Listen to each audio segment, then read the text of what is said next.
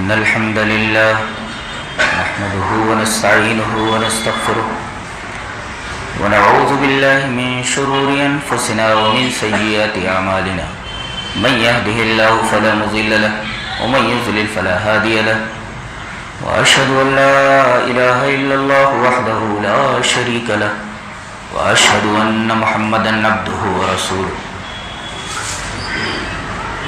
يا أيها الذين آمنوا اتقوا الله حق تقاته ولا تموتن إلا وأنتم مسلمون يا أيها الناس اتقوا ربكم الذي خلقكم من نفس واحدة وخلق منها زوجها وبث منهما رجالا كثيرا ونساء واتقوا الله الذي تساءلون به والأرحام إن الله كان عليكم رقيبا يا أيها الذين آمنوا اتقوا الله وقولوا قولا سديدا يصلح لكم أعمالكم ويغفر لكم ذنوبكم ومن يطع الله ورسوله فقد فاز فوزا عظيما أما بعد فإن خير الحديث كتاب الله وخير الهدي هدي محمد صلى الله عليه وسلم وشر الأمور محدثاتها وكل محدثة بدعة وكل بدعة ضلالة الضلالة في النار أعوذ بالله من الشيطان الرجيم بسم الله الرحمن الرحيم اليوم أكملت لكم دينكم وأتممت عليكم نعمتي ورضيت لكم الإسلام دينا. امیر محترم معزز علماء کرام،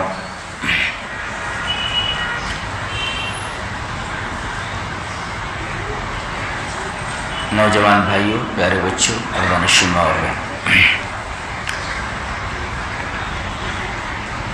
عنوان ہے بدعت اور اس کے اثرات۔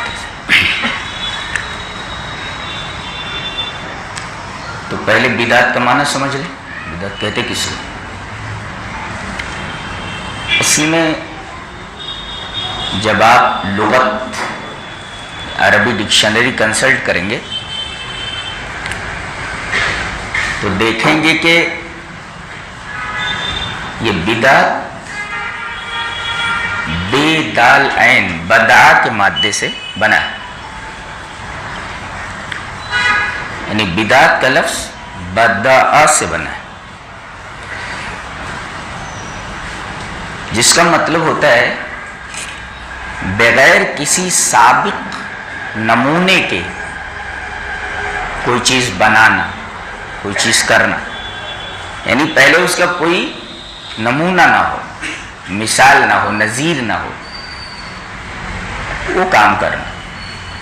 اسی وجہ سے اللہ تبارک و تعالیٰ کی ایک صفت ہے بدیع۔ اللہ نے فرمایا بدیع السماوات والارض، اللہ آسمانوں اور زمینوں کا بدیع ہے۔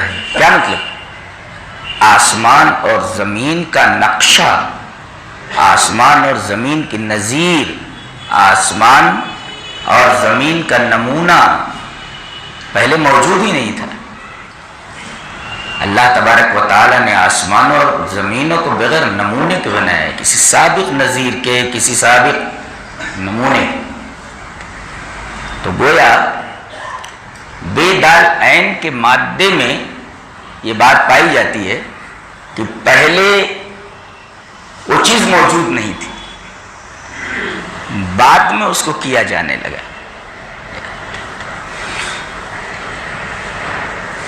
اسی طرح سورہ احقاف میں اللہ نے اپنے نبی سے فرمایا کہ آپ کہیے قُلْ مَا كُنْتُ بِدْعًا مِنَ الرُّسُلِ، میں کوئی انوکھا رسول نہیں ہوں۔ یہ دیکھو بدعت کا لفظ یہاں استعمال ہو، بے دال عین، قُلْ مَا كُنْتُ بِدْعًا، مطلب یہ کہ ایسا نہیں ہے کہ مجھ سے پہلے اور جو رسول تھے وہ میرے جیسے نہیں تھے، وہ میرے جیسے ہی تھے۔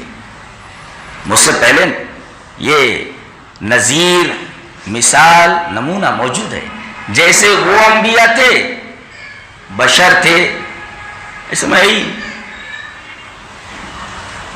یعنی ایسا نہیں ہے کہ میں کوئی انوکھا رسول ہوں، پچھلے جو رسول گزرے میرے جیسے نہیں تھے، سابق میں نظیریں گزر چکی ہیں، سابق میں مثالیں گزر چکی ہیں انبیاء کی، سابق میں نمونے گزر چکے ہیں انبیاء کے۔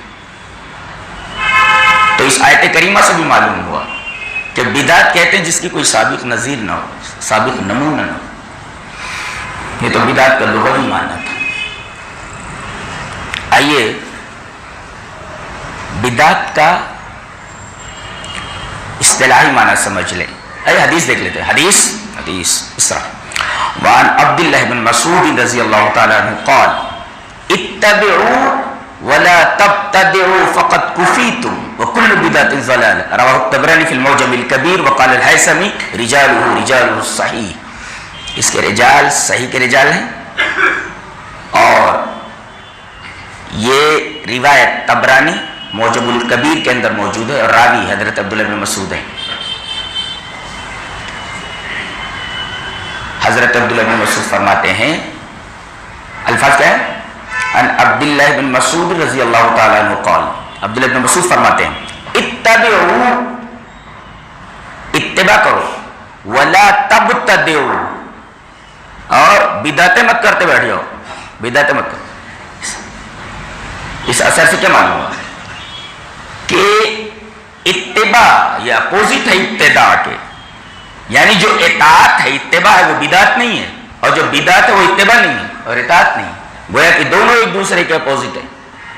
یعنی جو آدمی ابتداع کر رہا ہے یعنی بدعت کر رہا ہے وہ اتباع نہیں کر رہا ہے. اتباع اور ابتداء ندی, ابتداء نہیں ابتداع بدعت سے, جو اتباع کی ضد ہے. یہ ندی کے دو پارٹ ہیں, آپس میں کبھی نہیں مل سکتے. جو اتباع ہے وہ ابتداء نہیں, وہ بدعت نہیں, اور جو بدعت ہے ابتداء ہے وہ اتباع نہیں. یہاں کیا بتایا گیا؟ اتباع عین اپوزٹ ہے ابتداء کے, سمجھنا ہے.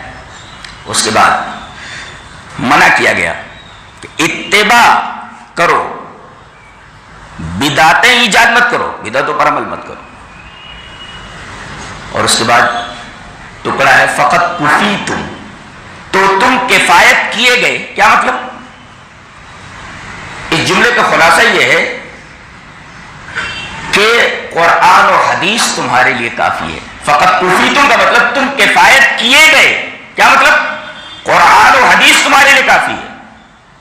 یہ جملہ بتا رہا ہے کہ اگر تمہیں بدعت سے بچنا ہے اور اتباع کے راستے پر چلنا ہے تو اس کی ایک ہی صورت ہے کہ قرآن و حدیث کو کافی سمجھ لو. جو آدمی قرآن و حدیث کو کافی نہیں سمجھتا وہی بدعتوں کے اوپر چلنے پر آمادہ ہوتا ہے, بدعتیں کرتا ہے. دیکھو کتنی بڑی بات کہی گئی, حل بھی بتا دیا گیا. اتباع کرو, بدعتوں کے راستے پر مت چلو. ٹھیک ہے, طریقہ کیا ہے کہ ہم اتباع کے راستے پر چلیں اور بدعتوں کے راستے سے بچیں؟ طریقہ کیا ہے؟ فقط کفیتم, تم کفایت کیے گئے, یعنی قرآن و حدیث تمہارے لیے کافی ہے. قرآن و حدیث کو اگر تم مضبوطی سے پکڑے رہو گے تو تم بدعت کے راستے پر نہیں جاؤ, اتباعی کے راستے پر. اس کے بعد ٹکڑا ہے کل بدعت ضلالہ, ہر ضلالت گمراہی. اس اثر سے جو عبداللہ بن مسعود رضی اللہ تعالیٰ عنہ سے مروی ہے, آپ نے کتنی باتیں سمجھی؟ اتباع ابتداء کی ضد ہے. جو بدعت ہے وہ اتباع نہیں ہے, جو اتباع ہے وہ بدعت نہیں ہے. ہمیں اتباع کے راستے پر چلنا ہے, بدعت کے راستے پر نہیں چلنا ہے. کیسے چلیں اتباع کے راستے پر, اور بدعت کے راستے سے کیسے بچیں بتا دیا گیا. فقط کفیتم, تمہارے لیے قرآن و حدیث کافی ہے, اس کو کافی سمجھ لو تو تم بدعتوں کے راستے پر نہیں چلو. اور اس کے بعد بتایا گیا کہ یہ کتنی خطرناک چیز ہے. کل بدعت ضلالہ, ہر بدعت گمراہی ہے. کیا مطلب گمراہی کا؟ کیا مطلب؟ جانا تو اسے بمبئی اور بیٹھ گیا وہ حیدرآباد کی ٹرین پر, منزل مقصود پر گمراہ میں بھٹک گیا, یعنی جانا تھا جنت میں, چلا گیا جہنم میں. دیٹ از کالڈ ضلال. اسی ضلال کے ذرا بھٹک گیا, یعنی منزل مقصود سے دوسری جگہ پہنچ جانا. کل بدعت ضلالہ, یہ اس اثر کا مفہوم تھا جو میں نے واضح کیا. تو بدعت کا ایک اپوزٹ ضد وہ ہے اتباع, اور اتباع کا عین ضد, اس کا عین اپوزٹ ابتداء ہے, بدعت.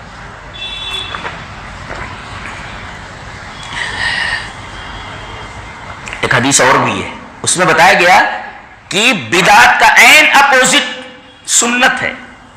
چلو وہ حدیث پڑھ لیتے ہیں. حدیث اس طرح وعن حسان رضی اللہ تعالی عنہ قال مبتدا قوم بدعتا فی دینہم الا نزع اللہ من سنتہم مثلها ثم لا يعيدها الى یوم القیامہ.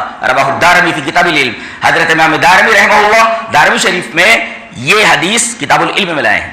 اور حضرت حسان اس روایت کے راوی.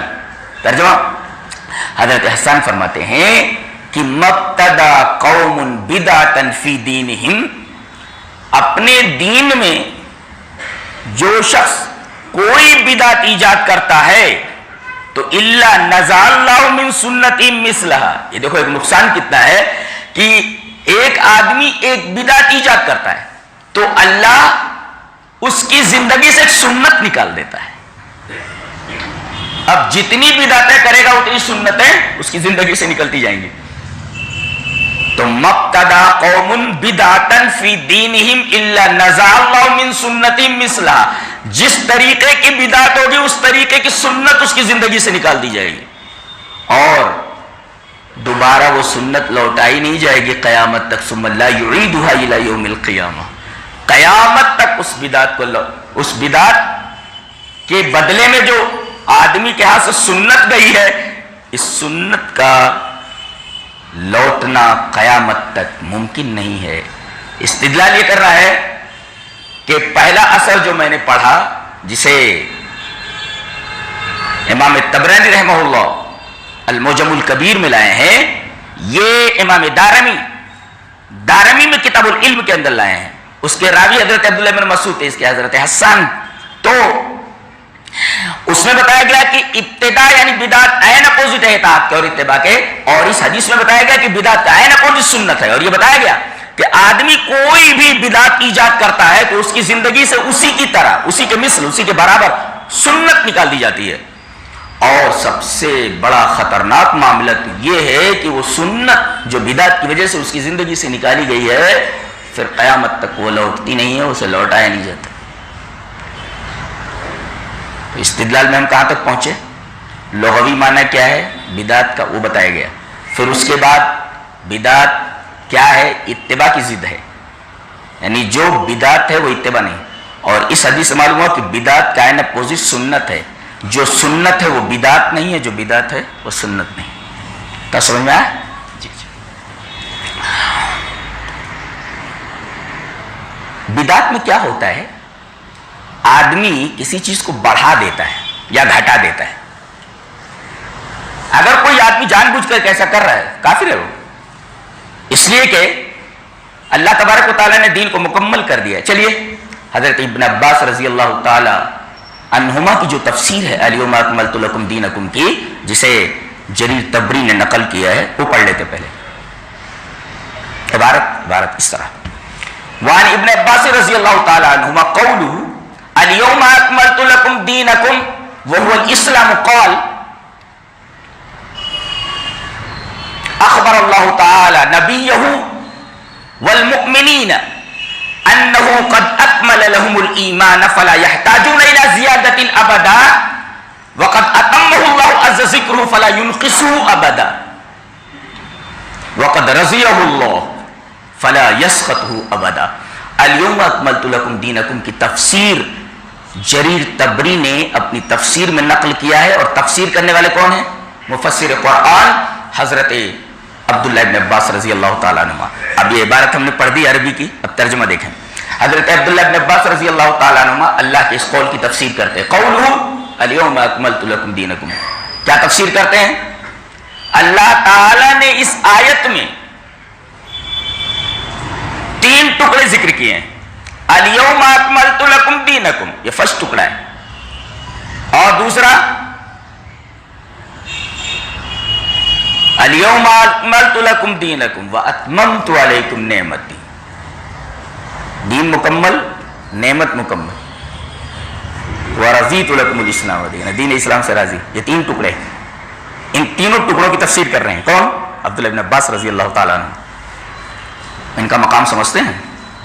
میرا خیال ہے کہ اتنا بڑا عالم اور کتنا بڑا مناظر، مخالف کتنا ہی دلیل لے کر کے دلائل لے کر کے بیٹھا ہو، ان کے سامنے ٹک نہیں پاتا تھا.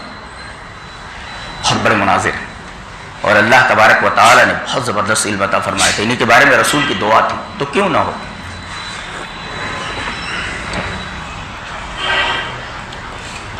کہتے ہیں الیوم اکملت لکم دینکم، یہاں دین سے مراد الاسلام، وہ الاسلام، یہ اسلام. اور اللہ نے یہ بیان فرمایا انہ قد اکمل لہم الایمان، تمہارا ایمان مکمل ہو گیا، اسلام مکمل ہو گیا. اور جب اسلام مکمل ہو گیا اور دین مکمل ہو گیا، فلا یحتاجون الی زیادۃ ابدا، جب اللہ نے دین کو مکمل کر دیا ہے تو اب اس میں بڑھانے کی ضرورت نہیں. اس سامنے گلاس ہے، یہ گلاس پانی سے پورا بھرا ہوا ہے، کہتے گلاس کامل ہے، بھرا ہوا ہے. اس میں ایک قطرہ بھی ڈالیں گے باہر پھینک دے گا، باہر پھینک دے گا. پھینکنے کا مطلب سمجھ میں آ رہا ہے؟ پھینک، ارے بھائی یہ فل بھرا ہوا ہے. اب اس کو جو ہے نا ایک قطرہ قبول نہیں ہے، ایک قطرہ بھی ڈالیں گے اتار کر پھینک دے گا. تو جب دین کامل ہے تو ایک قطرہ اگر باہر سے ڈالیں گے تو ایک قطرے کو ڈال کر پھینک دے گا، اس کا مطلب وہ دین نہیں ہے. وہ قطرہ جو آپ نے ڈالا وہ دین نہیں ہے، اس لیے کہ یہ چیز کامل ہے، یہ تو وہ قطرہ دین نہیں. پھینک دینا، رد کر، لوٹ. اب ادھر سے آپ نے پھینک ڈالا اور اس نے پھینک دیا، تو رد کا مطلب یہ ہوتا ہے کوئی چیز ادھر سے کرو تو ادھر سے پھینک دیا جائے، دیٹ از کالڈ رد. اور حضرت عائشہ رضی اللہ تعالیٰ عنہ سے مروی روایت پہ وہی لفظ استعمال کیا گیا. آئیے وہ حدیث پڑھ لیتے پہلے، اب یہاں رکے رہیے اس پوائنٹ پہ. ہم اس بات کو کہ کوئی چیز ڈالی جائے کامل چیز میں، اس کو پھینک دے، دیٹ از کالڈ رد، مردود. مردود ہے وہ قطرہ جسے پھینک دیا ہے کامل گلاس میں. حدیث اس طرح ہے. وعن عائشہ رضی اللہ تعالی عنہا قالت قال رسول اللہ صلی اللہ علیہ وسلم من احدث فی امرنا هذا ما ليس منه فهو رد. رواہ البخاری فی کتاب الصلح. حضرت امام بخاری رحمہ اللہ اس حدیث پاک کو ایسے ہی بخاری شریف کتاب الصلح کے اندر لائے. راوی حضرت عائشہ رضی اللہ تعالی. ترجمہ دیکھیں، حضرت عائشہ فرماتی ہیں کہ رسول اکرم صلی اللہ علیہ وسلم نے ارشاد فرمایا جس نے دین میں کوئی نئی چیز ایجاد کی جو دین میں نہیں ہے، ما لیس منہ، جو دین سے نہیں ہے، فہو رد، تو وہ رد ہے. رد کا مطلب یہ ہوتا ہے ایسے ادھر پھینک دیا گیا، ادھر سے آپ نے پھینکا اور ادھر سے ہم نے اس کو رد کر دیا، دیٹ از کالڈ رد. یہ مطلب اس حدیث پاک کا. دین میں اگر ڈالو گے نا تو وہ رد ہے، وہ مردود ہے. اسلام برداشت نہیں کر سکتا اس کو، وہ اسلام ہے ہی نہیں، تو وہ مردود ہے، وہ رد کیا ہوا ہے. آپ نے ڈالا، رد کر دیا گیا اس کو. یہ حدیث عائشہ کا مفہوم ہے، وہ رد کرنا. ادھر دیا آپ نے تو پھینک دینا، رد کر دینا. تو اس حدیث سے پروف ہوا رد کا مطلب رد ہے وہ. اور وہ قطرہ جو آپ نے گلاس میں ڈالا ہے وہ گلاس کے پانی سے کوئی تعلق نہیں رکھتا. یہ اسلام ہے، بھرا ہوا گلاس. اور جو قطرہ آپ نے ڈالا ہے جس کو پھینک دے وہ اسلام نہیں ہے. اس کا یہ مطلب ہوا، گویا ثابت یہ ہوا کہ جو بدعت ہے وہ اسلام نہیں ہے، جو اسلام ہے وہ بدعت نہیں ہے. یہ ثابت ہوا. الیوم اکملت لکم دینکم. اچھا، فلا یحتاجون الی زیادۃ ابدا. حضرت ابن عباس فرما رہے اسے زیادتی کی، بڑھانے کی. زیادتی جو چیز کامل ہو اسے بڑھانے کی کیا ضرورت ہے؟ وہ زیادتی کو قبول کرے گا. وہی کہہ رہے ہیں حضرت عبداللہ ابن عباس. اتمہ اللہ کا مطلب بتا رہے ہیں.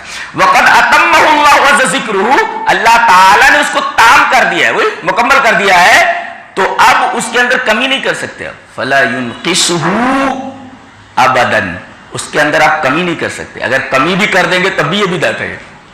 اچھا، تیسرے، وقد رضیہ اللہ، اللہ تبارک و تعالی اس دین اسلام سے راضی ہو گیا ہے. جتنا ہے اسی سے راضی ہے، اب کبھی ناراض نہیں ہوگا. تو جتنا دیا ہے اتنے سے راضی ہے. نقطہ یہ ملا کہ جو چیز آپ نے بڑھایا ہے اس سے راضی نہیں ہے. گویا اللہ بدعت سے راضی نہیں اور بدعتی سے بھی راضی نہیں. تم سمجھے یہ مطلب اس کا. تو یہ ابن عباس رضی اللہ تعالیٰ عنہ کی تفسیر ہے. الیوم اکملت لکم دینکم. امام شاطبی کی ایک بہت اچھی کتاب ہے، کتاب الاعتصام. اس میں ابن ماجشون کا ایک قول نقل کیا. چلیے پڑھ لیتے ہیں. قال ابن الماجشون سمعت مالکا رضی اللہ رحمہ اللہ یقول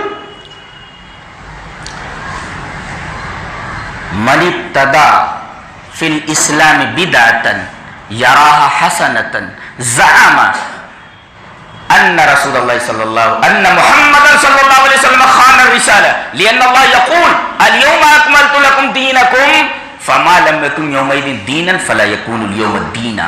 امام شاطبی رحمہ اللہ کتاب الاعتصام کے اندر یہ پورا قول ابن ماجشون کا نقل کر رہے ہیں. چلیے ترجمہ دیکھ لیتے ہیں. ابن ماجشون کہتے ہیں کہ میں نے حضرت امام مالک امام دار الہجرہ اور یہ موطا امام مالک کے جو مصنف ہیں لکھنے والے ہیں کہتے ہیں میں نے ان کو بیان فرماتے سنا. ابن ماجشون کہتے ہیں کن کو؟ حضرت امام مالک کو. کیا؟ غور سے سنیے. من ابتدا فی الاسلام بدعتا، کوئی آدمی دین اسلام میں کوئی بدعت نکالتا ہے. اگلا ٹکڑا دیکھیں، یراہا حسنتن، اور اس بدعت کو بدعت حسنہ کہتا ہے. سمجھے؟ یعنی وہ کہتا ہے یہ بدعت جو نکلی یہ حسنہ ہے. وہ کہتے نہیں یہ بدعت حسنہ ہے، اچھی بدعت ہے. کہتے ہیں ایسا آدمی جو کوئی بدعت نکالتا ہے وہ کہتا ہے کہ یہ حسن ہے، اس کا خیال یہ ہے یراہا حسنتن، اس بدعت کو حسنہ کہتا ہے، حسنہ سمجھتا ہے. جانتے ہیں کتنی خطرناک بات یہ ہے؟ گویا وہ یہ کہہ رہا ہے، زعما کہہ رہا ہے ان محمد صلی اللہ علیہ وسلم خان الرسالہ، کہ رسول اللہ صلی اللہ علیہ وسلم نے رسالت میں پیغام جو اللہ نے آپ کو دیا تھا اس میں خیانت کی ہے، کہ ہم کو بتایا ہی نہیں کہ یہ نیکی ہے. اس لیے کہ جتنی نیکیاں تھی وہ سب نبی نے بتا دی. اب اگر آدمی کوئی ایسی چیز نکالتا ہے دین میں جو دین میں نہیں ہے اور اس کو نیکی سمجھتا ہے، اس کا مطلب یہ کہ یہ نیکی نبی نے بتائی نہیں. تو گویا کہ یہ آدمی نبی صلی اللہ علیہ وسلم کو خائن سمجھ رہا ہے. یہ کتنی خطرناک بات ہے. میں یہ پوچھتا ہوں کفار مکہ کو کیا کہتے تھے؟ امین کہتے تھے. اور امانت خیانت کا اپوزٹ ہے. اس کا مطلب یہ ہے کہ یہ آدمی کافروں سے بھی بدتر ہے کہ کفار مکہ تو کہے کہ یہ آدمی امین ہے، امانت دار ہے، اور تم کہتے ہو کہ دیا گیا اور نہیں دیا اس نے. خیانت ہے. اس لیے کہ امانت کی عین اپوزٹ خیانت ہے. زعما محمد صلی اللہ علیہ وسلم خان الرسالہ، رسالت میں خیانت کی ہے. کفار مکہ تو یہ کہے کہ یہ امین ہے، اس کے پاس جو دے دو ویسے ہی لوٹا دیتا ہے. یہی تو امانت کا مطلب ہے. یہاں تک کہ آپ کے دشمن بھی آپ کے پاس امانتیں رکھتے تھے اس اعتقاد کے ساتھ کہ یہ آدمی کبھی بھی امانت میں خیانت نہیں کرے گا، لہذا دشمنی ہونے کے باوجود بھی امانتیں ان کے پاس رکھتے تھے. یعنی کافر تو امین سمجھے کہ یہ امانت دار ہے، اور یہ بدعتی نبی کو خائن سمجھ رہا ہے کہ آپ امین نہیں ہیں، جو دیا گیا وہ آپ نے دیا ہی نہیں، خیانت کی آپ نے کہ ایک چیز نیکی تھی آپ نے بتایا نہیں کہ یہ نیکی ہے، میں بتا رہا ہوں کہ یہ نیکی ہے. اتنا بڑا خبیث ہوتا ہے بدعتی. زعما ان محمد صلی اللہ علیہ وسلم خان الرسالہ. اور اللہ کیا فرماتا ہے؟ یہ کہتا ہے کہ رسالت میں نبی نے خیانت کی ہے. لأن اللہ یقول، کیونکہ اللہ فرماتا ہے الیوم اکملت لکم دینکم. اب اس کے بعد امام مالک کا جو اگلا ٹکڑا ہے وہ قابل غور ہے.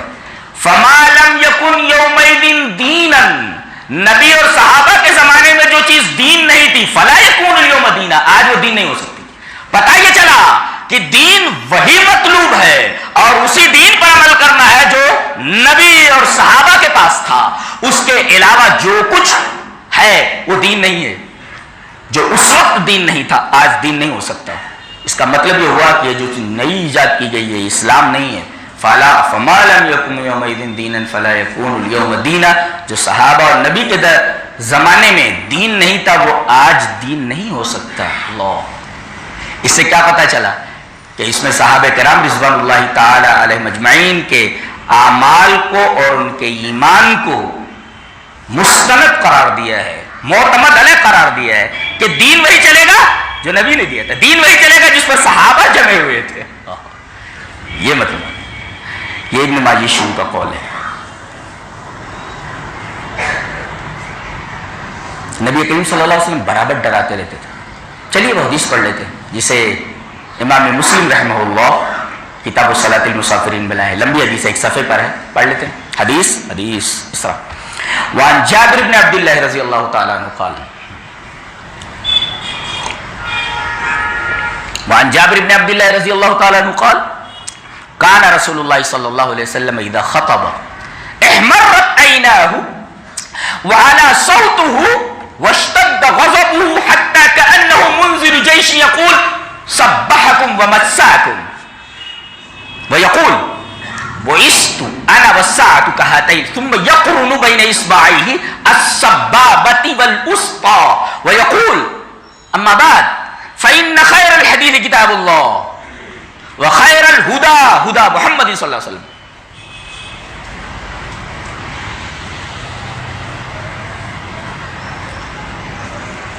وشر الأمور محدثاتها وكل بدعة ضلالة ثم يقول أنا أولى بكل مؤمن من نفسه فمن ترك مالا فلأهله ومن ترك دينا أو زيان فإلي وعلي رواه مسلم في کتاب صلاۃ المسافر. ایک صفحے کی روایت تھی پڑھ دی گئی الحمدللہ. اور راوی حضرت جابر بن عبداللہ فرماتے ہیں کہ رسول اللہ صلی اللہ علیہ وسلم جو خطبہ دیتے کانا رسول اللہ صلی اللہ علیہ وسلم اذا خطب جب خطبہ دیتے تو احمرت عیناہ آپ کی آنکھیں سرخ ہو جاتی. یہ خطاب کا انداز ہے. خطابت دنیا کا سب سے مشکل فن ہے. ایسے نہیں آتا, عمر پوری گزر جاتی ہے تب آدمی خطیب بنتا ہے. سمجھ میں آیا؟ ہر آدمی خطیب نہیں ہوتا. آپ کھڑے ہوئے خطبہ جب دیتے احمرت عیناہ آپ کی آنکھیں سرخ ہو جاتی, وعلا صوتہ اور آپ کی آواز بلند ہو جاتی, واشتد غضبہ اور آپ کا غصہ سخت ہو جاتا. یہ اسٹائل تھی بولنے کی, انداز تھا بولنے کا. اور ایسا بولتے تھے حتی کأنہ منذر جیش یقول سبحکم ومساکم, ایسا لگتا تھا جیسے آپ ڈرا رہے ہوں کسی لشکر سے جو صبح یا شام کو آپ کے اوپر حملہ آور ہونے والا ہے. ایک کمانڈر ان چیف کیا بولتا ہے, ایک حکمراں کیا بولتا ہے جب خطرہ دیکھتا ہے کہ صبح یا شام کبھی بھی وہ خطرہ تمہارے اوپر نازل ہو سکتا ہے, کوئی لشکر تمہارے اوپر حاوی ہو سکتا ہے, حملہ کر سکتا ہے, جوش سے بولتا ہے, اٹینشن, ہوشیار, مستعد, تیار, ایسا بولتا ہے نا. حتی کأنہ منذر جیش یقول, کیا نبی تھا ہمارا. درود شریف پڑھ لیتے ہیں. اللہم صلی علی محمد وعلی آل محمد کما صلیت علی ابراہیم وعلی آل ابراہیم انک حمید مجید. اللہم بارک علی محمد وعلی آل محمد کما بارکت علی ابراہیم وعلی آل ابراہیم انک حمید مجید. حتی کأنہ منذر جیش یقول, جیسے آپ کسی لشکر سے ڈرا رہے ہو جو صبح یا شام کو تمہارے اوپر حملہ آور ہونا چاہتا ہے. یہ تو انداز تھا آپ کا بولنے کا. پھر کہتے ہیں راوی کہ نبی اکرم صلی اللہ علیہ وسلم فرماتے ہیں کہ بعثت انا والساعة کہاتین, میں اور قیامت اس طرح بھیجے گئے ہیں ایسا. ثم یقرن بین اصبعی, اپنی دو انگلیوں کو ملاتے تھے, سبابہ اور وسطی کو. انگلیوں کا نام معلوم ہے, خنصر, بنصر, وسطی, سبابہ ابہام. تو یہ سبابہ اور وسطی کو, یہ سبابہ ہے, یہ وسطی, بین اصبعی, دونوں انگلیوں کو سبابہ اور وسطی کو ایسے ملاتے تھے. اس کا مطلب یہ ہوا کہ کوئی چیز ہاتھ کے اشارے سے سمجھانی ہو تو ایسا سمجھا سکتا ہے. کیسے سمجھانا ہے؟ ثم یقرن بین اصبعیہ السبابۃ والوسطی, سبابہ وسطی, میں اور قیامت اس طرح بھیجے گئے ہیں, ایسے ملے. یعنی اس کا مطلب یہ ہوا آپ کو اس دنیا سے گئے ہوئے 1400 سال ہو گئے, اس وقت آپ نے کہا تھا. اس کا مطلب قیامت بالکل ہمارے سامنے ہے, بالکل قریب ہے. اور سچ مچ حقیقی نبی تھا, سچا نبی تھا. میں سوچتا تھا کہ وہ قضا جو ہوتے ہیں نا, وہ جو لڑکے بال کٹواتے ہیں, میں سمجھتا تھا کہ وہ غیر مسلموں کے یہاں ہوتا ہے کہ پورا بال کٹوا لیتے ہیں اور ایک ایسے چرکی چھوڑ دیتے, تھوڑا سا بال چھوڑ دیتے, وہ قضا ہے. آج دیکھو امت مسلمہ کے بچوں کو دیکھو, سب کٹوائے رہتے وقت. یہ قضا ہے. میں حیرت میں ہوں کہ اس وقت لوگوں کو کس طریقے کے بال بنوانے ہوتے تھے, کٹوانے ہوتے تھے. آج دیکھو بالکل قضا جو اسٹائل ہے, ہیئر اسٹائل قضا کی, وہ بالکل آج لڑکوں کو دیکھ لیجیے, سب مبتلا ہے. اس میں اہل حدیث بچوں کو بھی دیکھا گیا, بہت سارے اہل حدیث بچے اس طریقے کا بال بنواتے ہیں. یعنی بالوں کو ایک دم چھوٹا کر لیتے یا چھلا لیتے اور اس کے بعد اوپر کچھ بال چھوڑ دیتے. اس کا قضا. مجھے حیرت ہوتی ہے کہ غیر مسلم تو غیر مسلم, مسلمان اور وہ بھی اہل حدیثوں کے بچے بھی اس میں ملوث ہیں, قضا کہتے ہیں. پھر آپ نے فرمایا کہ فَإِنَّ خَيْرَ الْحَدِيثِ كِتَابُ اللَّهِ, سب سے بہترین بات, سب سے بہترین کتاب, سب سے بہترین بات اللہ کی کتاب ہے. اور سب سے بہترین اسوا نمونہ جناب محمد رسول اللہ صلی اللہ علیہ وسلم کا نمونہ ہے. اب دیکھیں آپ ہدی کے مقابلے میں، ہدا کے مقابلے میں، سیرت نبی کریم صلی اللہ علیہ وسلم کی سیرت اس کے مقابلے میں لایا گیا وَشَرُّ الْأُمُورِ مُحْدَثَاتُهَا، سب سے برا کام جو ہو سکتا ہے وہ دین میں نئی بات ایجاد کرنا ہے. آپ نے فرمایا کل بدعۃ ضلالہ، جو چیز نئی ایجاد کی جائے وہ ضلالت ہے، وہ گمراہی ہے. وہ یہاں بھی دیکھیے ہدا کے مقابلے میں لایا گیا. اس کا مطلب ہے بدعت عین اپوزٹ ہے ہدا کے. جو ہدا ہے وہ بدعت نہیں ہے، جو بدعت ہے وہ ہدا نہیں ہے. یعنی نبی کی جو سیرت ہے وہ بدعت نہیں ہے، جو بدعت ہے وہ نبی کی سیرت نہیں. جو ہدا ہے وہ بدعت نہیں، جو بدعت ہے وہ ہدا ہے. تو کتنے اپوزٹ ملے آپ کو؟ اتباع کی ضد ہے، یہ سنت کی ضد ہے اور ہدا کی ضد ہے. خدا ہدایت نبی کی سیرت، اس کا مطلب ہے جو بدعت کے راستے پر چل نبی کی سیرت کے اوپر نہیں چل رہا، یہ مطلب ہوا. اس کے بعد آپ نے فرمایا انا اولا بکل مؤمن من نفسہ، میں مومنوں کی جانوں سے بھی زیادہ ان کے قریب ہوں، عزیز ہوں. تو جو کوئی مال چھوڑے وہ اس کے اہل کے لیے ہے، اور کوئی قرض وغیرہ چھوڑ دے یا چھوٹے چھوٹے بچے چھوڑ دے تو ان کی کفالت اور ان کی تربیت کی ذمہ داری میرے اوپر ہے. یہ پوری حدیث تھی جسے امام مسلم رحمۃ اللہ علیہ کتاب صلاۃ المسافرین مسلم شریف میں لائے، اور اس سے استدلال یہ کرنا تھا کہ نبی کریم صلی اللہ علیہ وسلم خطبے کے دوران برابر بدعت سے ڈراتے رہتے تھے کہ یہ سنت نہیں ہے، یہ ہدا نہیں ہے، اس طریقے سے یہ اتباع نہیں ہے. برابر آپ اس خطرناک چیز سے ڈراتے رہتے تھے. شرک سے زیادہ ڈرایا ہے نبی کریم صلی اللہ علیہ وسلم نے بدعت سے. کتنی خطرناک چیز ہے. آدمی زندگی بھر گناہ میں مبتلا رہے، توبہ کا دروازہ کھلا ہوا ہے، لیکن بدعتی ایسا ہے کہ اس کو توبہ کی توفیق نہیں ہوتی اگر بدعت چھوڑتا نہیں. دلیل یہ حدیث پاک.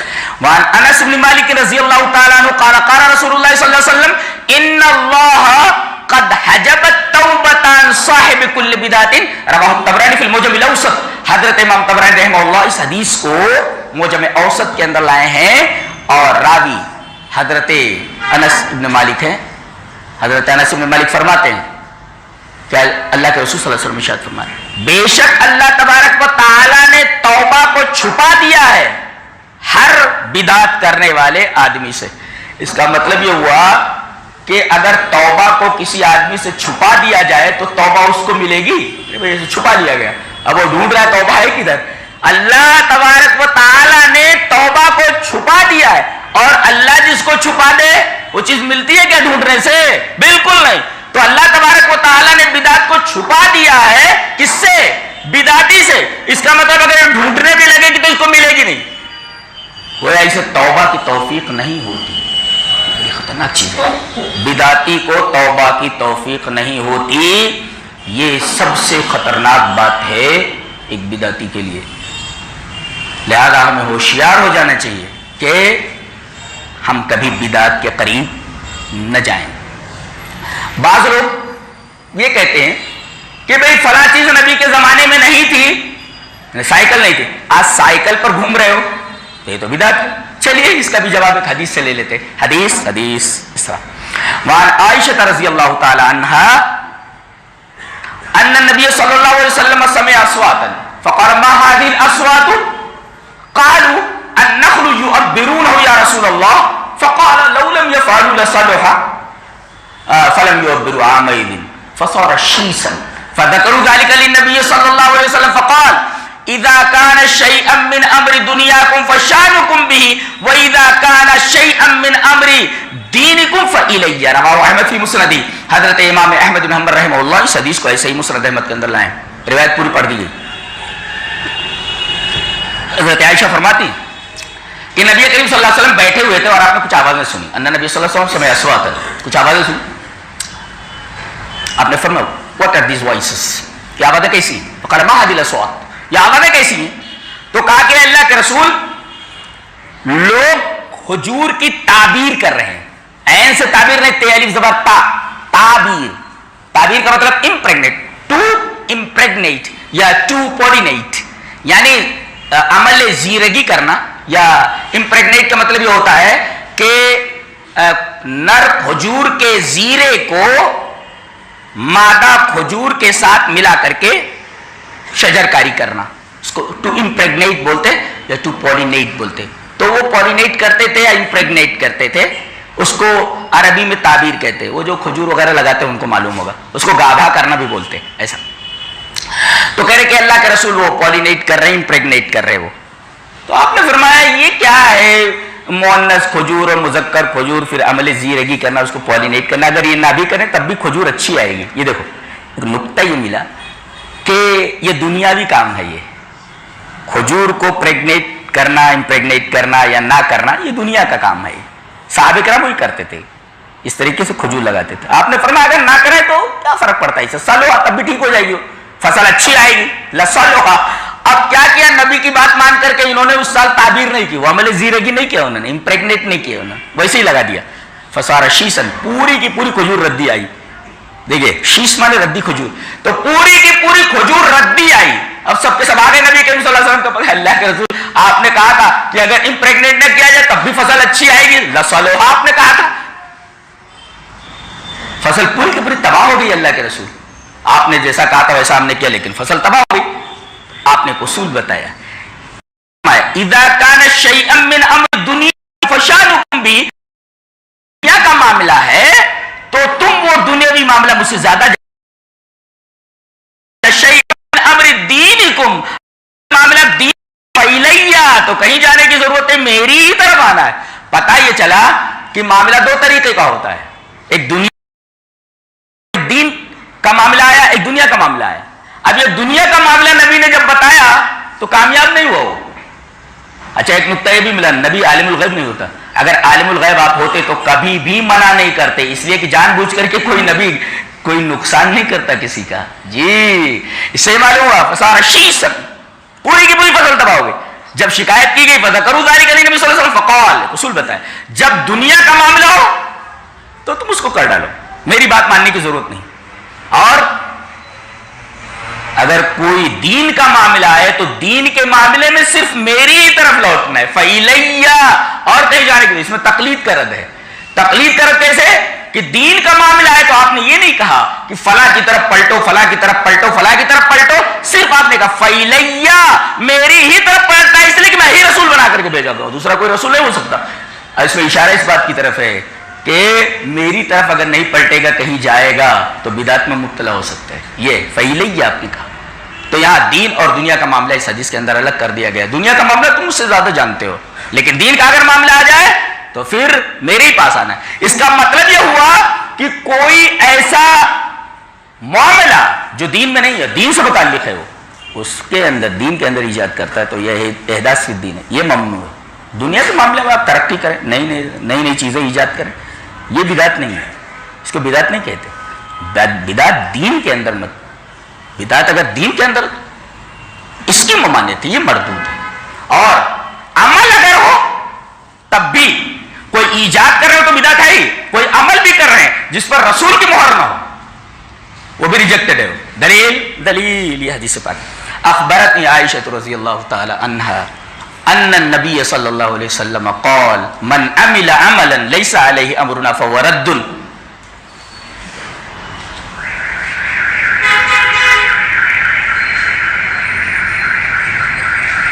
حضرت عائشہ رضی اللہ تعالی عنہا کی حدیث عمل کے بارے میں، ایک احداث فی الدین کے بارے میں اور یہ عمل کے بارے میں، کتاب صلاۃ المسافرین میں، کہ جو آدمی کوئی ایسا عمل کرے، من عمل عملا لیس علیہ امرنا، جس پر ہمارا حکم نہ ہو، جس پر ہماری مہر نہ ہو، فہو رد، تو مردود ہے. چاہے وہ عقیدہ ہو، چاہے عمل ہو، کوئی بھی چیز ہو جس پر نبی کی مہر نہ ہو، جو نبی نے بتایا نہیں اور آدمی اس کو کر رہا ہے تو وہ بدعت ہے. دنیا کے معاملات کو چھوڑ کر کے، چاہے وہ عقیدے سے متعلق ہو یا عمل سے متعلق، یا جو کو احداث فی الدین پہلی روایت کے اندر جو کتاب اصول بخاری میں، اور یہ روایت عمل سے متعلق، من عمل عمل، اور دونوں روایتیں حضرت عائشہ رضی اللہ تعالی عنہ سے.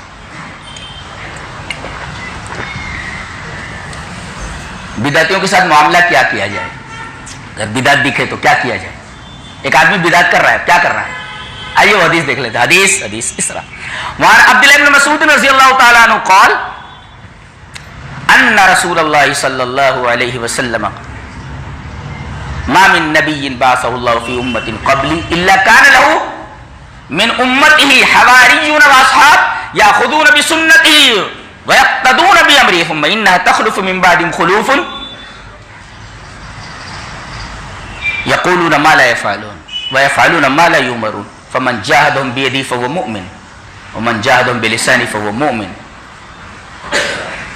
وليس وراء ذلك من الایمان حبۃ خردل رواہ مسلم فی کتاب الایمان. حضرت امام مسلم رحمہ اللہ اس حدیث کو ایسے کتاب الایمان میں لائے. کتاب الایمان میں لانے کا مطلب یہ ہے کہ چونکہ یہاں بدعت کا بیان ہوا ہے, اس کا مطلب جو بدعت ایمان کا اپوزٹ ہے, اس کا مطلب وہ ایمان سے باہر ہے وہ چیز, یعنی وہ آدمی مومن نہیں ہو سکتا جو بدعت کے اوپر عمل کر رہا ہو, بدعت نکال رہا ہو. اس لیے امام مسلم رحمہ اللہ یہ حدیث جو بدعت سے متعلق ہے اس کو کتاب الایمان میں لائے. ترجمہ کیا ہے؟ نبی کریم صلی اللہ علیہ وسلم نے ارشاد فرمایا کہ مجھ سے پہلے جتنے بھی انبیاء گزرے, ما من نبی بعثہ اللہ فی امۃ قبلی, ان کے کچھ صحابہ ہوتے تھے, حواری ہوتے تھے جو آپ کے اوپر ایمان لاتے تھے. تو وہ کیا کرتے تھے؟ ان حواریین کا جو نبی انبیاء جو پہلے گزرے ان کا کام کیا ہوتا تھا نبی کے ساتھیوں کا؟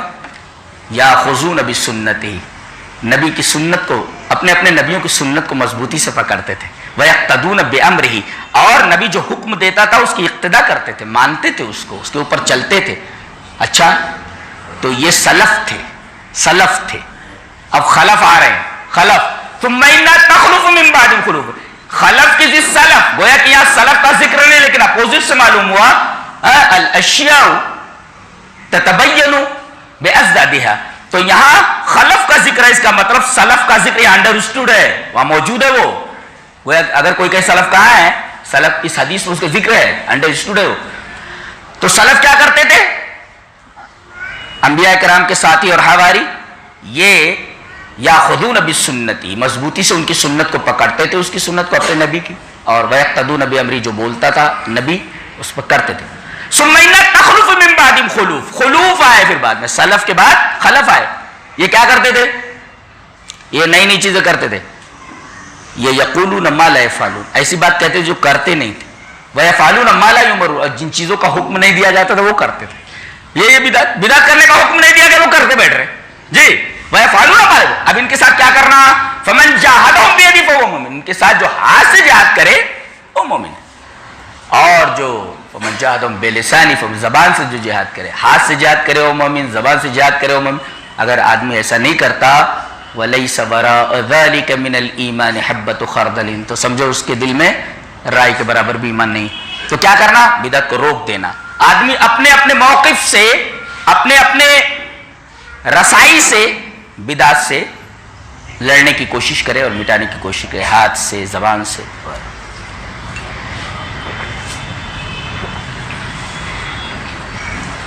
تقلید, یہ دیکھو نبی کے زمانے میں نہیں تھی, صحابہ کے زمانے میں نہیں تھی. اس سلسلے میں ابن ابی العز ہیں, ایک حنفی عالم ہے جن کی شرح عقید واسطیہ ہے, یہ شرح عقید طحاویہ. امام طحاوی کی جو کتاب ہے عقید طحاویہ, اس کی شرح کی انہوں نے. ماتن جو ہے طحاوی ہے, امام طحاوی ہے, اور شارح اس کے ابن ابی العز ہے. اس کی بہت ساری اردو شروعات بھی آ گئی. تو اور انہوں نے یہ جو ہدایہ ہے, میں نے چاروں جلدیں پڑھی ہیں, ہدایہ اولین, ہدایہ اخرین, میں دیوبندیوں کا پڑھا ہوا ہوں, تو میں نے جو ہے تو چاروں جلدیں پڑھی ہیں اس کی جی. ہدایہ اولین بھی, ہدایہ اخرین بھی, چاروں جلدیں میں نے پڑھی ہیں. تو اس کے اوپر ان کی ایک تعلیق ہے, انہی کی, ابن ابی العز کی, التنبیہ علی الہدایہ, ایسا. تو انہوں نے جو ہے اس کتاب کے اندر لکھا ہے کہ تقلید دو طریقے کی ہوتی ہے. ایسا ایک آدمی, دیکھو بہت اچھا سمجھایا انہوں نے کہا ہے کہ ایک آدمی چاروں اماموں میں سے کسی ایک کی تقلید کرتا ہے, میں اس امام کی تقلید کرتا ہوں, لیکن کوئی مسئلہ ایسا آ جائے اور دیکھے کہ میرے امام سے زیادہ قوی اس آدمی کی دلیل ہے, تو اپنے امام کی بات کو چھوڑ اس مسئلے کو لے لے دوسرے آدمی سے جس کے پاس اس مسئلے پر قوی دلیل ہے. کہتے یہی تو اللہ اور اس کے رسول کو مطلوب ہے, بڑی اچھی بات ہے. کوئی آدمی اگر کسی امام کی تقلید کرتا ہے، لیکن کوئی ایسی بات آ گئی، کوئی ایسا مسئلہ آ گیا کہ اس کے امام کے علاوہ جس آدمی کے پاس وہ مسئلہ گیا ہے اور وہ اس سے قوی دلیل رکھتا ہے، اس کو چھوڑ کر کے اس کو مان لیتا ہے، اپنے امام کو وہاں چھوڑ دیتا ہے قوی دلیل کی وجہ سے، احسن بات ہے، اچھی بات ہے۔ اچھا، اس کے برخلاف کوئی آدمی ایک ہی امام کو، دیکھو ایک امام کو ہی مانتا تھا، تقلید کرتا تھا، لیکن دوسرے امام کی بات آ گئی اور دیکھا کہ اس امام کی بات زیادہ قوی ہے، دلائل اس کے پاس زیادہ قوی ہے، تو اپنے امام کی بات کو چھوڑ کر کے اس امام کی بات کو لے لیتا ہے۔ صحیح ہے، ٹھیک ہے، اچھا ہے۔ لیکن ایک آدمی متعصب ہوتا ہے کسی ایک امام کے اوپر، اور وہ یہ دیکھتا ہے کہ دیگر ائمہ کے بعد دیگر لوگوں کے پاس اس مسئلے پر اور مضبوط دلائل موجود ہیں، لیکن وہ کہتا ہے میں اپنے امام کے مسلک سے 1 انچ ہٹنے کے لیے تیار نہیں ہوں۔ اس بارے میں امام طحاوی بولتے ہیں ضال جاہل، ایسا آدمی گمراہ ہے اور جاہل ہے، اور اس آدمی سے توبہ کرائی جائے، استتابوا منہ، اس آدمی سے توبہ کرائی جائے، اگر توبہ کر لیتا تو ٹھیک ہے، ورنہ قتل واللہ قتل، اسے مار دیا جائے۔ کیوں؟ اس لیے کہ وہ کافر ہو گئے بولتے ہیں۔ کیسے؟ اور اس کو سمجھا رہے کیسے سمجھا رہے کہ اگر کوئی آدمی اتنا متعصب ہو جائے اپنے امام کے اوپر کہ وہ دیکھتے ہوئے بھی کہ میرے امام کی دلیل کمزور ہے، موقف کمزور ہے، دوسرے لوگوں کی دلیل مضبوط ہے، اس کے اوپر دلائل اچھے ہیں ان کے، اور پھر بھی ڈٹا رہتا ہے، تو اس نے کیا کیا؟ یہی تو کیا نا کہ اس نے اس امام کو نبی کریم صلی اللہ علیہ وسلم کے منزلے میں لا کر کھڑا کر دیا ہے۔ یہی تو کفر ہے کہ اللہ تبارک و تعالیٰ نے محمد رسول اللہ صلی اللہ علیہ وسلم کو نبی بنا کر کے بھیجا ہے۔ اب یہ آدمی اس امام کو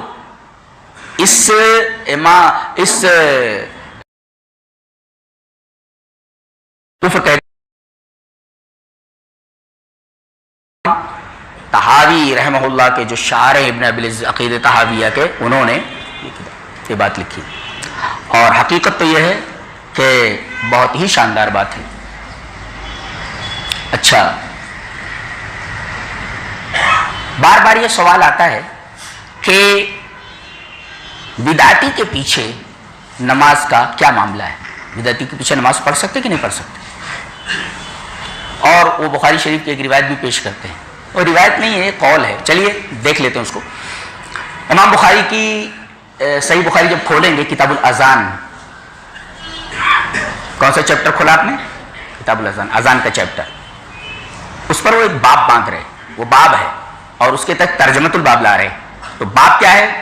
باب امامت المفتون والمبتدع، یہ باب ہے باغی کا، مفتون نے فتنے میں مبتلا ہوا یعنی باغی، اور دوسرے والمبتدع یعنی وقت کے حاکم سے خروج کرنے والا، باغی، دیٹ از کالڈ مفتون۔ تو باب امامت المفتون والمبتدع، بدعتی کی امامت کیسی، اس کے پیچھے نماز پڑھنا کیسا، باغی کے پیچھے نماز پڑھنا کیسا، یہ باب باندھتے ہیں۔ ترجمۃ الباب کیا لا رہے ہیں؟ قال الحسن، حسن فرماتے ہیں، وہ دیکھو یہ ترجمۃ وہ تو باب ہے، وہ باب امامت المفتون، بخاری شریف ویسے سب سمجھ میں نہیں آتی، جی ترجمۃ الباب فقاہت بڑا ہے، حیرت انگیز ہے، حیرت انگیز ہے جی۔ تو باب باتے ہیں، باب امامت المفتون والمبتدع، یہ باب ہے باغی کی امامت کا اور بدعتی کی امامت کا۔ ترجمۃ الباب دے رہے، وقال الحسن صلی وعلیہ بدعتہ، نماز پڑھ لو، اس کی بدعت کا وبال اس کے سر ہے۔ یہ دیکھو، اس کی بدعت کا، یعنی بدعتی کے پیچھے نماز پڑھ لو، اس کی بدعت کا وبال اس کے سر ہے۔ یہ ترجمۃ الباب ہے۔ اب اس کے بعد حدیث لا رہے ہیں اس کے تحت، دیکھو کیا اسٹائل ہے، اللہ کہا جا رہا ہے کہ اللہ کی کتاب کے بعد سب سے صحیح کتاب روئے زمین کے اوپر صحیح بخاری ہے، اللہ جی۔ باب دیکھو، باب امامت المفتون والمبتدع، پھر ترجمۃ الباب قال الحسن صلی وعلیہ بدعتہ، پھر حدیث لا رہے ہیں، باب ترجمۃ الباب پھر حدیث۔ حدیث کیا لا رہے ہیں اس کے تحت؟ وہی حضرت انس بن مالک والی، اسمع واطع، اپنے امیر کی اطاعت کرو، اس کی بات سنو، ولو لحبشی، اگرچہ وہ حبشی ہی کی کیوں نہ ہو، کأن رأسہ زبیبۃ، اور ایسا بدصورت حبشی جس کا سر کشمش کی طرح ہو، اس کی بھی بات تمہیں ماننا ہے، اس کی بھی بات ماننا ہے۔ آپ نے کیا سمجھا؟ کیا سمجھا آپ نے؟ سمجھنا یہ ہے کہ یہ بات ایسے حکمراں کے تحت ہے جو جاہل آدمی ہے، زیادہ پڑھا یا نیا نیا ابھی اسلام لایا ہے، نیا نیا حکمراں ہوا، ظاہر ہے پڑھا لکھا نہیں ہے، اور اس کو حکمراں بنا دیا گیا، خلیفہ بنا دیا گیا، پڑھا لکھا نہیں ہے۔ اب ظاہر پڑھا لکھا نہیں تو کبھی کبھی امامت میں بدعت کا ارتکاب کر دے گا، کہہ رہے ٹھیک ہے معافو ہو، اس کے پیچھے نماز پڑھ لو، اس کے پیچھے نماز پڑھ لو، ابھی نیا نیا حکمراں ہے، خروج کیسے کرو گے تم اس کے پیچھے؟ تو اگر یہ کہیں بدعت کا ارتکاب کر دے رہا ہے تو چونکہ اطاعت اور سماعت کرنی ہے آپ کو، لہذا اس کے پیچھے نماز پڑھ لو۔ پڑھنے میں کوئی، یہ حکمراں کے بارے میں ہے، اس کے خلاف خروج کرو گے تو انتشار پیدا ہوگا، جی یہ مطلب ہے اس کا۔ تو بات دیکھو پھر ایسے حدیث سمجھ میں نہیں آتی ہے، چلو صلی علیہ بدعتو، اتنا آسان ہے سمجھنا؟ ہم لوگوں نے پوری عمر لگا دی اس کے پیچھے۔ تو آپ کو کیا دیکھنا ہے؟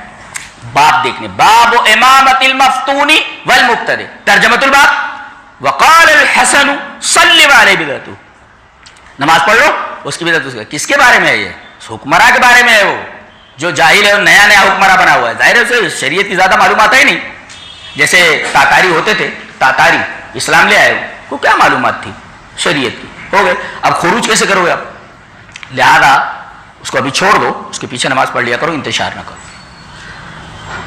آج کل کے جو بدعتی ہیں، آج کل کے جو لوگ ہیں، ان کے بارے میں کیا کہنا؟ اس کے بارے میں وہ اصول حدیث جو ہے وہ اپلائی کرنا پڑے گا کہ بدعت کی 3 قسمیں ہوتی ہیں۔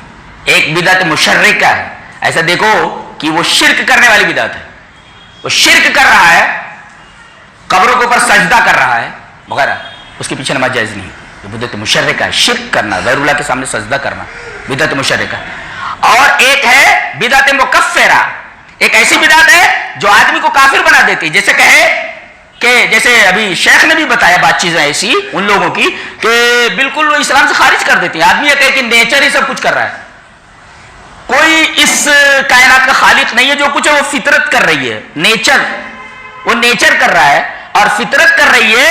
اگر کوئی آدمی ایسا عقیدہ رکھتا ہے تو یہ بدعت مکفرہ ہے۔ اسی طریقے سے جیسے کچھ شیعہ جو ہے وہ حلول الہیت کے قائل ہیں کہ الہ یعنی معبود اللہ تبارک، نعوذ باللہ کسی آدمی میں حلول کر جاتا ہے، حضرت علی میں حلول کر گیا، یہ شیعوں کو، بعض شیعوں کا عقیدہ ہے، تو یہ عقیدہ رکھنے والا یہ بدعت مکفرہ کا کافر ہو گیا ہے۔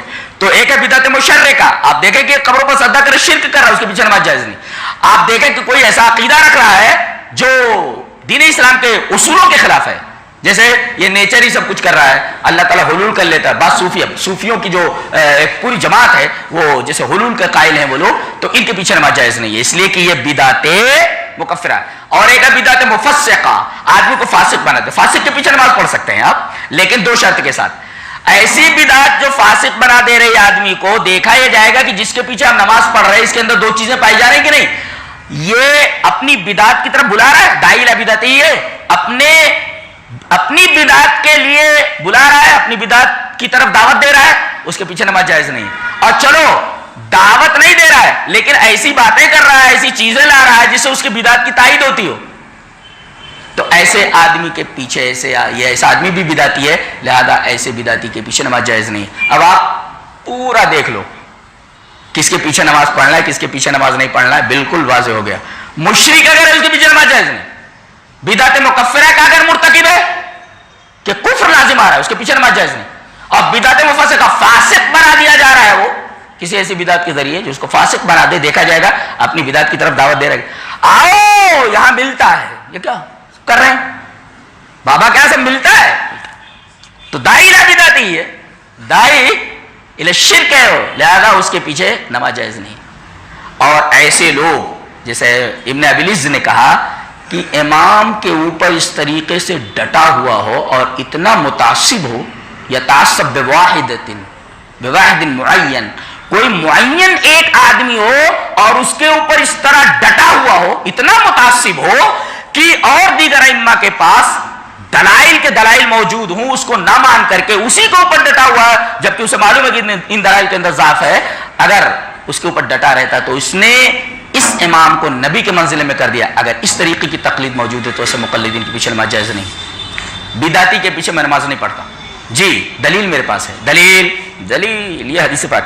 وعن مجاہد قال كنت مع ابن عمر رضی اللہ تعالی عنہما فصوب رجل في الظهر او العصر قال اخرج بنا فإن هذه بدعة رواه ابو داؤد فی کتاب الصلاۃ. حضرت امام ابی داؤد رحمہ اللہ اس حدیث کو ایسے ہی کتاب الصلاۃ کے اندر لایا. ابو داؤد شریف کے اندر ہوا یہ. مجاہد کہتے ہیں کہ میں ابن عمر رضی اللہ تعالیٰ عنہ کے ساتھ تھا, ایک مسجد میں گیا. دیکھو ایک اصول دے رہا ہوں اس حدیث کے آئینے میں, اس حدیث کے تناظر میں. ابن عمر متبع رسول اللہ, اتنی اتباع کی چاہت تھی ان کے اندر کہ نبی نے کہیں بیٹھ کر کے اگر استنجا بھی فرمایا ہے تو استنجا نہ بھی لگی ہو تو وہاں بیٹھ جاتے تھے کہ نبی نے بیٹھ کے استنجا کیا. اللہ اکبر. تب اللہ نے انہیں عزت دی. بدعتی کیا کرتا ہے, جو ہے نہیں دین میں وہ نکالنا ہے. کتنی خطرناک بات ہے. اب حضرت ابن عمر جیسے متبع رسول ایک مسجد میں گئے اور جب پہنچے تو وہ جو مؤذن تھا اس نے تصویب کی اور راوی کو شک ہے کہ یہ نماز ظہر کی تھی یا عصر کی تھی. فصوب رجل فی الظہر او العصر, غالباً مؤذن جو تھا اس نے تصویب کی. تصویب اے سے واو یہ بے. انہوں نے بابو پڑھے ہیں, کیا پڑھے ہیں تو بعض لوگ ہی پڑھے ہوں گے جی. تو چونکہ ابو داؤد کی حدیث ہے یہ, تو اس وجہ سے میں نے انہوں معبود کہا. تو تصویب کا مطلب یہ ہے کہ ایک مطلب, دو مطلب میں بتا رہا ہوں. ایک مطلب تو یہ ہے کہ فجر کی اذان میں جو حی علی الصلاۃ حی علی الفلاح کے بعد جو پڑھا جاتا ہے الصلاۃ خیر من النوم, دیٹ از کالڈ تصویب. یہ جائز ہے, درست ہے, یہ ثابت ہے نبی سے, یہ تصویب. اب اس نے کیا کیا, ظہر میں اور عصر میں, ظہر یا عصر میں تصویب کر دی الصلاۃ خیر من النوم, الصلاۃ خیر من النوم. اگر ایسا بول دے رہا ہے ظہر میں یا عصر میں تو یہ تصویب بدعت ہے, اس لیے کہ اس کی اجازت صرف فجر کی نماز میں ہے. سمجھ میں آیا؟ ایک تصویب کا مطلب تو یہ ہے. اور دوسرا مطلب یہ ہے کہ مؤذن نے اذان دے دی اور ابھی دیکھ رہا ہے کہ لوگ جو ہے ادھر ادھر ہیں, مسجد میں آ نہیں رہے, تو اذان دینے کے بعد مؤذن ابھی اقامت نہیں ہوئی ہے تو کہے قد قامت الصلاۃ قد قامت الصلاۃ, تو یہ تصویب ہے, یہ بدعت ہے. یا باہر آدمی کھڑے ہوئے ہیں ابھی آنے الصلاۃ الصلاۃ الصلاۃ جامعۃ, تو یہ جو کلمات ہیں اگر وہ کہہ رہا ہے اذان و نماز کے درمیان تو یہ سب کی سب بدعت ہے, اس کو تصویب بولتے ہیں. آج دیکھو اذان سے پہلے اذان کے بعد کتنی چیزیں جو ہے لوگوں نے ایجاد کر رکھی ہیں. اس میں گا گا کر پڑھتے. فجر کی نماز میں اتنی تکلیف ہوتی ہے کبھی کبھی, فجر کا وقت ہو گیا سوچو, اب اتنا پریشان کرتا ہے وہ.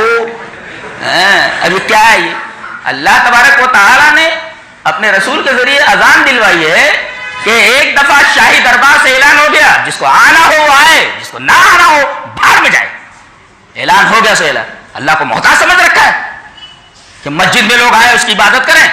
ارے اللہ تبارک و تعالیٰ کی عظمت کا حال تو یہ ہے کہ پوری کائنات اگر اس کی نافرمان ہو جائے تو اس کی عزت میں ذرہ برابر کمی ہونے والی نہیں. یہ ہمارا رب ہے, جس رب کو ہم مانتے ہیں, جس کو اہل حدیث مانتا ہے, جس کو سمجھ کر مانتا ہے جی.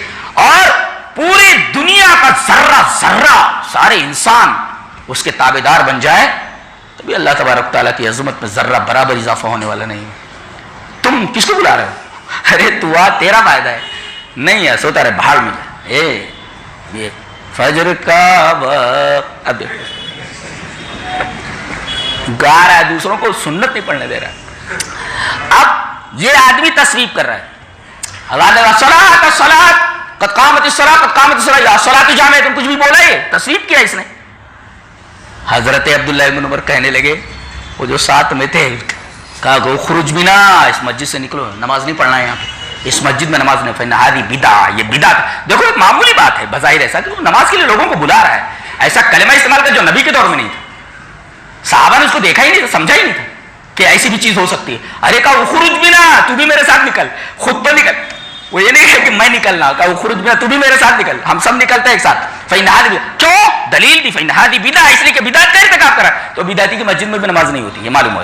یہ حضرت عبداللہ بن عمر رضی اللہ, بدعتی کے پیچھے تو چھوڑو, اس مسجد کے اندر جس بدعت کا ارتکاب ہوا ہے, حضرت عمر رضی اللہ تعالیٰ اس کے پیچھے نماز پڑھنے کے لیے تیار نہیں ہے. جی یہ ہے بدعت، کتنی خطرناک چیز ہے.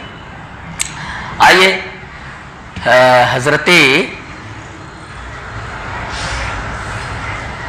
بہت ہی پیاری روایت حضرت عائشہ رضی اللہ تعالیٰ صدیقہ کائنات اما عائشہ رضی اللہ تعالیٰ سے، میں نے یہ بات دیکھی کہ شرک اور بدعت یہ دونوں خطرناک چیزیں ہیں، بہت خطرناک چیز. اور جانتے ہیں انتہائی بنیادی حدیث ہے یہ سب حضرت عائشہ سے مروی. اللہ کیا جتنی بھی بنیادی حدیث ہے، سائے کی حدیث حضرت عائشہ سے مروی کہ نبی کے سایہ تھا، حضرت عائشہ سے مروی. نبی کریم صلی اللہ علیہ وسلم جو ہے مر چکے ہیں، آپ اس دنیا سے جا چکے ہیں، یہ روایت حضرت عائشہ رضی اللہ تعالیٰ عنہ سے. نبی کریم صلی اللہ علیہ وسلم کو موت آ گئی ہے، حضرت عائشہ سے مروی. آپ کے سایہ تھا، حضرت عائشہ سے مروی. میرا پورا لیکچر ہے اس کے اوپر الحمدللہ. اور نبی کو غائب کا علم نہیں تھا، یہ حضرت عائشہ رضی اللہ تعالیٰ سے مروی. یہ کتنی خطرناک. پڑھ دو حدیث، ایک حدیث پڑھ دیتا ہوں. جی کہتا ہے عائشہ رضی اللہ تعالیٰ عنہ قالت من حدثك ان محمدا راى ربه فقد كذب وهو يقول لا تدرك الابصار ومن حدثك انه يعلم الغيب فقد كذب وهو يقول لا يعلم الغيب الا الله. رواه البخاری فی کتاب التوحید. حضرت امام بخاری رحمہ اللہ اس حدیث کو ایسے کتاب التوحید کے اندر لائے. حضرت عائشہ رضی اللہ تعالیٰ فرماتی ہیں جو تم سے یہ کہے کہ نبی نے اپنی آنکھوں سے اللہ تبارک تعالیٰ کو دیکھا، جھوٹ بولتا ہے وہ، اس لیے کہ استدلال میں لا اتنا کہنا کافی تھا. دلیل میں آیت لا رہے لا تدرک الابصار، اللہ کو آنکھیں نہیں دیکھ سکتی دنیا میں، مرنے کے بعد جنت میں تو دیدار ہوگا. اللہ جب دیدار کی بات آتی ہے تو دل ایسے اچھلنے لگتا ہے. کسی خوبصورت لڑکی کو دیکھو، کسی خوبصورت عورت کو دیکھو، کسی خوبصورت سین کو دیکھو، کسی خوبصورت بلڈنگ کو دیکھو، کسی خوبصورت چیز کو دیکھو تو کیسا اچھا لگتا ہے. کسی خوبصورت وادی میں چلے جائیں، وہ کہتے ہیں یہ جنت عشاء ہے، جنت جیسی ہے کشمیر. ایسا نہیں بولنا چاہیے. کیوں؟ جھوٹ ہے یہ، اس لیے کہ جنت تم نے دیکھی نہیں. تم کیسے کہہ سکتے جنت جیسی ہے؟ تم نے جنت دیکھی ہے؟ اللہ تصور بھی نہیں کر سکتے. آنکھوں نے دیکھا نہیں، کانوں نے سنا نہیں. ارے سننے اور دیکھنے کی بات تو چھوڑیے، دل میں خیال بھی نہیں گزرا جنت کیسی ہوگی. جی یہ جنت ہے. کہتے ہیں یہ جنت جیسی، کہنا نہیں چاہیے، غلط ہے کہنا. یہ جھوٹ بولتا ہے. جنت دیکھی نہیں تو جنت نشان کیسے؟ جنت دیکھی نہیں جنت نظیر کیسے؟ ایک صاحب کہتے ہیں کشمیر کے بارے میں اگر فردوس بروئے زمین است ہمیں نستو ہمیں نستو ہمیں نست، اگر دنیا میں کہیں جنت ہے تو یہی ہے یہی ہے. جھوٹ بولتا ہے وہ، اس لیے کہ اس نے جنت دیکھی نہیں نا. جنت دیکھی نہیں. اللہ تبارک و تعالیٰ نے جو جنت تیار کر، اللہ کوئی کونا مل جائے اس وہاں آدمی بوڑھا نہیں ہوگا. کچھ کالے رہتے، کچھ پیلے رہتے، کچھ داڑھی والے رہتے، کچھ بھی نہیں ہوتا. داڑھی واڑی نہیں ہوتی وہاں پہ، داڑھی واڑی نہیں ہوتی. جردن مردن ہوتے سب. یہاں تو وہ پھیرتا رہتا ہے، ریزر پھیرتا رہتا ہے. وہاں پھیرنے کی ضرورت نہیں، ویسے ہی اس کو کر دیا جائے گا. داڑھی واڑی نہیں آتی اس کو. بال خوبصورت رہیں گے، پورا منظر گرین ہے جنت کا. جی اور کپڑے بھی کس رنگ کے؟ ہرے سیابن خضرم، ہرے. اس لیے کہ جنت کے ہرے منظر سے وہ ٹیلی ہونا چاہیے نا، منظر ہونا چاہیے. آج جنت ہے. اللہ اکبر. پڑھو قرآن میں جنت کیسی ہے. تو کون سی روایت ہم نے ابھی پڑھی؟ ہاں ایک روایت میں نے پڑھی. تو میں یہ کہہ رہا تھا کہ حضرت عائشہ رضی اللہ تعالیٰ عنہ سے مروی جو بنیادی روایتیں شرک اور بدعت کے رد سب آپ سے مروی ہیں، صدیقہ کائنات سے. اللہ. تو حضرت عائشہ رضی اللہ تعالیٰ عنہ کی وہ روایت اب دیکھتے ہیں. روایت اس طرح ہے. وعن عائشہ رضی اللہ تعالیٰ عنہ قالت قال رسول اللہ صلی اللہ علیہ وسلم من وقر صاحب بدعت فقد اعان علی ہدم الاسلام. یہ آجری نے اپنی کتاب الشریعہ کے اندر اس حدیث کو ذکر فرمایا. کہتے ہیں حضرت عائشہ رضی اللہ تعالیٰ عنہا کہ رسول اللہ صلی اللہ علیہ وسلم ارشاد فرمایا جس آدمی نے کسی بدعتی کی توقیر کی، اس کو عزت دی، تو اس نے اسلام کو گرا، اسلام کی عمارت گرانے پر اس کی مدد کی. یعنی بدعتی کی توقیر نہیں ہوتی. دیکھیے حضرت عائشہ رضی اللہ تعالیٰ کتنی سخت بات لا رہی ہیں نبی کریم صلی اللہ علیہ وسلم کے. بدعتی کے ساتھ کسی تعظیم کا معاملہ نہیں ہو. کتنے بدعتیوں کے ہم لوگ تعظیم کرتے ہیں. فقد آن علی ہدم الاسلام. یہ دیکھیے اس طریقے کی. اور جہاں تک دنیاوی اثرات ہیں برے اس کے، دیگیں چڑھتی ہیں، کھلایا جاتا، اور وہ بھی غیر اللہ کے نام منسوخ کر دیا. مال کا ضیاع اس کے اندر، مال ضائع ہوتا، توبہ نصیب نہیں ہوتی، مال ضائع ہو جاتا ہے، عقیدہ خراب ہو جاتا ہے، عمل خراب ہو جاتا ہے. رسول اللہ صلی اللہ علیہ وسلم کے اوپر خیانت کا الزام لگاتا. اتنی ساری باتیں ہیں اس بدعت کی ایجاد میں کہ آپ اگر بدعت کی حقیقت کو اور اس کے برے اثرات اور برے ثمرات کو اگر سمجھ لیں تو کوئی آدمی بھول کر کے بدعت کے قریب بھی نہیں جائے گا. اتنی خطرناک چیز ہے. تو جیسے نبی کریم صلی اللہ علیہ وسلم نے شرک سے ہمیں ڈرایا ہے، اسی طریقے سے ہمیں بدعت سے بھی ڈرایا ہے. ہر خطبے کے اندر کوئی خطبہ ایسا شاید ہو جس کے اندر نبی کریم صلی اللہ علیہ وسلم نے امت مسلمہ کو بدعت سے نہ ڈرایا. تو یہ بدعت کے اوپر چند چیزیں تھیں. اچھا، اس کے اثرات بھی کیا ہوتے ہیں؟ ابھی میں نے کہا نہیں، ایک استدلال پر ایک حدیث پیش کر دیتا ہوں. جو اتباع ہے وہ ابتدا نہیں ہے، جو ابتدا ہے وہ اتباع ہے. جو رسول سے ثابت نہیں ہے وہ بدعت ہے. اب چلیے ایک حدیث پڑھ لیتے ہیں، بات کو ختم کرتے ہیں. حدیث اس طرح. وعن ابن عباس رضی اللہ تعالی عنہما قال طلق رکانۃ ابن عبد یزید اخو بنی المطلب امرأته ثلاثا فحزن عليها حزنا شديدا قال فسأله رسول الله صلى الله عليه وسلم كيف طلقتها؟ قال طلقتها ثلاثا. قال فقال في مجلس واحد؟ قال نعم. قال فإنما تلك واحدة فارجعها إن شئت. قال فرجعها. فكان ابن عباس رضی اللہ تعالی عنہما یرا انما الطلاق عند كل طهر. رواه احمد فی مسند احمد کی روایت پوری کی پوری پڑھ دی گئی اور یہ روایت صحیح ہے. حضرت ابن عباس فرماتے ہیں کہ رکانہ ابن عبد یزید تھے رسول اللہ صلی اللہ علیہ وسلم کے زمانے میں، انہوں نے اپنی بیوی کو 3 طلاقیں دے دی اور پھر بڑے غمگین ہوئے. نبی کریم صلی اللہ علیہ وسلم کے پاس آئے، کہا کہ اللہ کے رسول میں نے اپنی بیوی کو 3 طلاق دے دی ہے. آپ نے پھر کلیئر کیا. فسألہ رسول اللہ صلی اللہ علیہ وسلم کیف طلقتها؟ کیسے طلاق دی؟ قال طلقتها فی مجلس واحد. ایک مجلس میں. قال فقال فی مجلس واحد. یہ بھی کلیئر کیا آپ نے.